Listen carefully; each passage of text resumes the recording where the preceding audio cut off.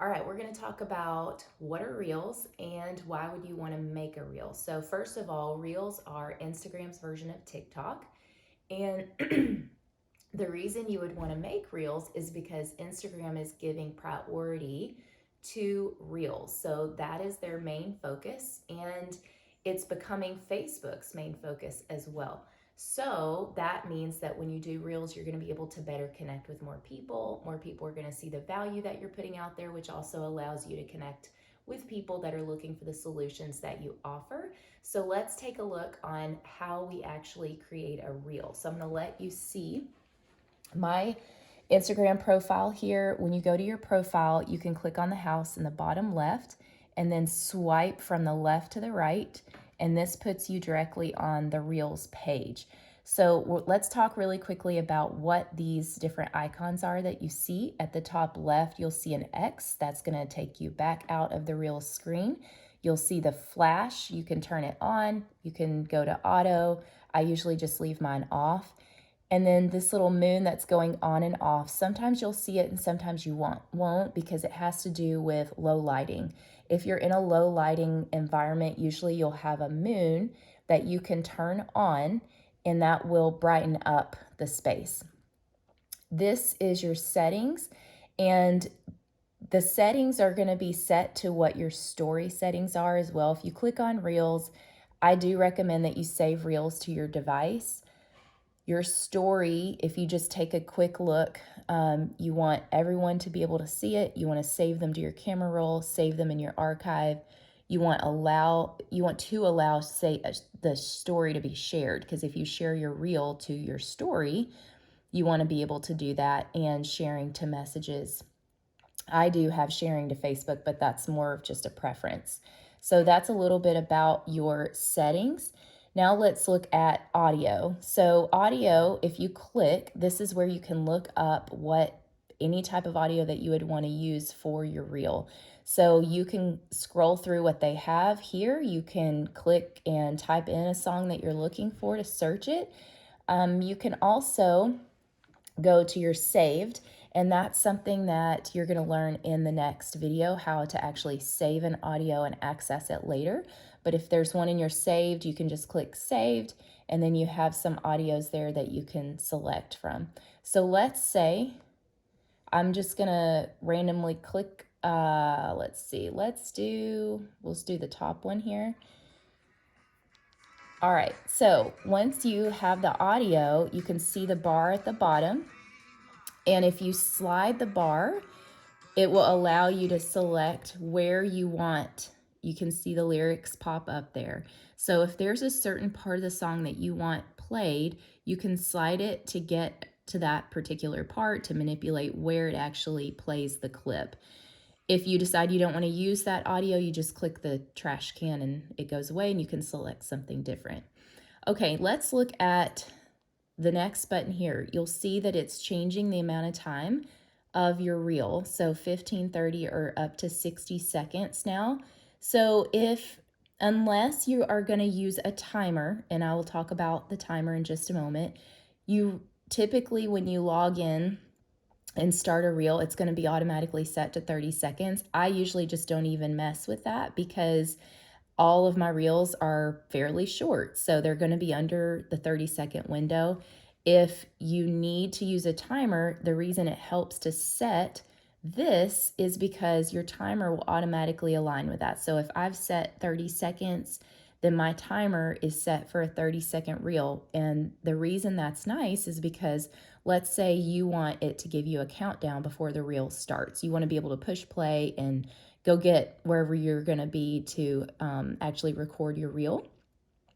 You can set the timer. It'll give you a 3-second countdown, and then at the end of the 30 seconds or the end of the song clip that you chose, it will cut it off automatically without you having to push stop.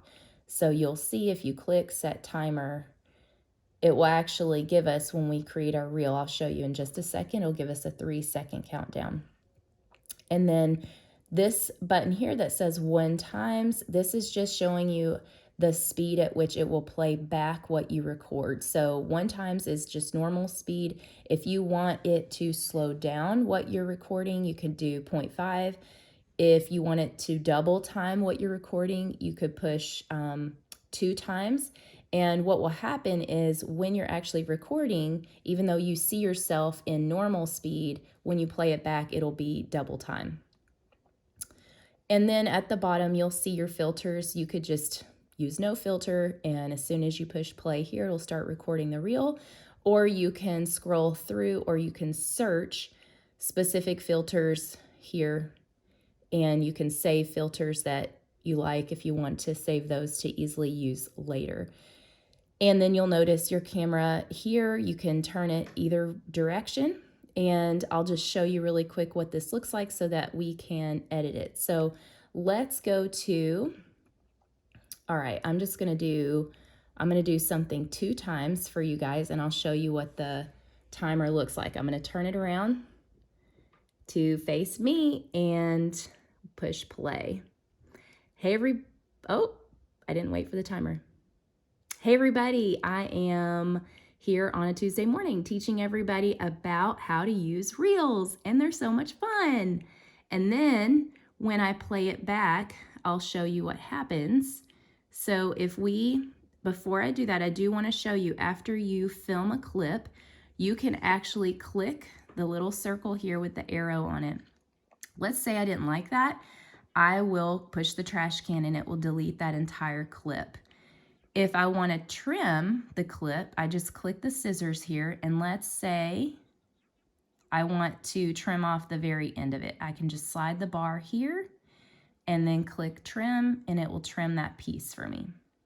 And once you're finished with that screen, you can push done, and you can do that with every clip that you record. So that makes it simple. Now, let's set an audio to this just so you can see what this looks like.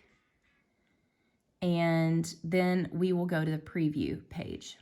Okay, so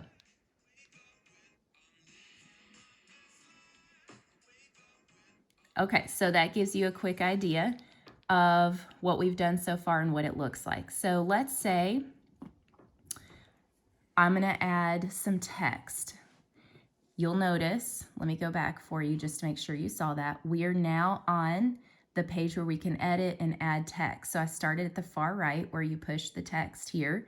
And let's say I'm gonna put Tuesday vibes is gonna be one of my text box, and the song says living my best life. So I'm gonna put that on here. So I want these 2 text boxes, but I don't want them to be up for the entire video. So Tuesday vibes, I just want that to be at the beginning of the video. So I click Tuesday vibes right here. You can see at the bottom, all of your text bubbles will show up, and I can slide the bar to however long I want it to be. So you'll see here, it's a little over a second that it's gonna be up, and then it'll go away.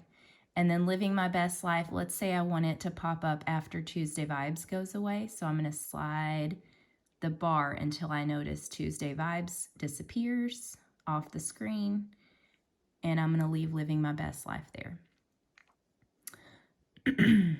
Done. This is where you could draw. If there's something you want to draw on the screen, you could add a fun sticker if you want to. Just click the sticker and it'll add it to your screen.